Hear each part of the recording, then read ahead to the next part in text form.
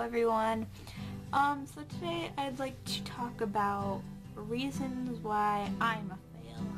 And I know that Dance Not on Fire has made one of these, but I mean, I have different stories and different reasons, so it's just really bad, okay? So first there's the physical aspects of everything, and I also remember the first 10 years of my life, my mom thought that I needed glasses because I was just so clumsy that I just kind of bumped into everything and spilled a lot of drinks and just like hurt myself a lot. I was a very clumsy child, and I'm still pretty clumsy, you know? I remember, I'll start the story with a scar. And there is one right there on my middle finger, the little dot. And I remember I was camping last summer, and we had some cereal and some paper bowls and some plastic spoons. So I made myself some cereal because I woke up late and all of the adults were sitting at a picnic table and I was sitting by myself. And I decided that after I was done eating my cereal, I would throw away the bowl and I would burn the spoon. I would burn the spoon. This seemed like a good idea at the time. It wasn't really. I burned the spoon, and then predictably it dripped onto my finger and burned me. It gave me a 3rd-degree burn. And my first reaction was to just stare at it. I was like... And then my second reaction, once it had dried, I chipped it off, and then I called for my mom. I was like, "Mom!"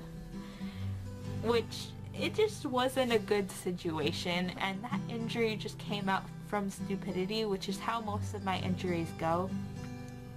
And recently, it was daylight savings time, and I had decided that I would just go out at a regular time, and I would be okay even though it's dark and I'm carrying a backpack and a coffee. I would be fine. There would be no ice to trip over and slide on and fall on your butt. But I did.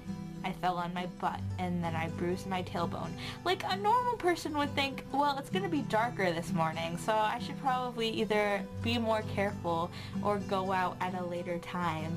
But I was just like, no, I'll be fine. And then I wasn't. And now I have a hard time sitting down without hurting, so backfired.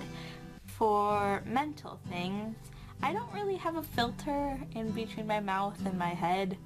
And so often the things that I say are just not, they don't sound very good. It's like typoing, except you're saying it out loud. And I remember recently I was eating Oreos in the lunchroom with my friends. It usually happens around my friends because that's the people that I'm most comfortable with. And so I remember I was eating Oreos that day, and it was the first time I brought Oreos to school. So my friends don't know how I eat Oreos, and I do it kind of weirdly, like nobody else really does it the way that I do. And I usually just take the 2 Oreo cookies and then smush them together, and then the cream comes out from the sides. And then I lick it out of the sides and then I eat the Oreos. And my friend Paige saw this and she said, "Leo, why are you destroying your Oreos?" And I just thought it would be a nice thing to say back because I want to lick them out. Just take a moment. And another instance was in band. I was talking to my friend Ashton, who was in my section, and we were talking about Flappy Bird. And it was right after Fall Out Bird had come out, like the Fall Out Boy version of Flappy Bird. So, and I decided to say, I don't like playing Flappy Bird, but I'd do Flappy Bird if it had Pete Wentz's face on it.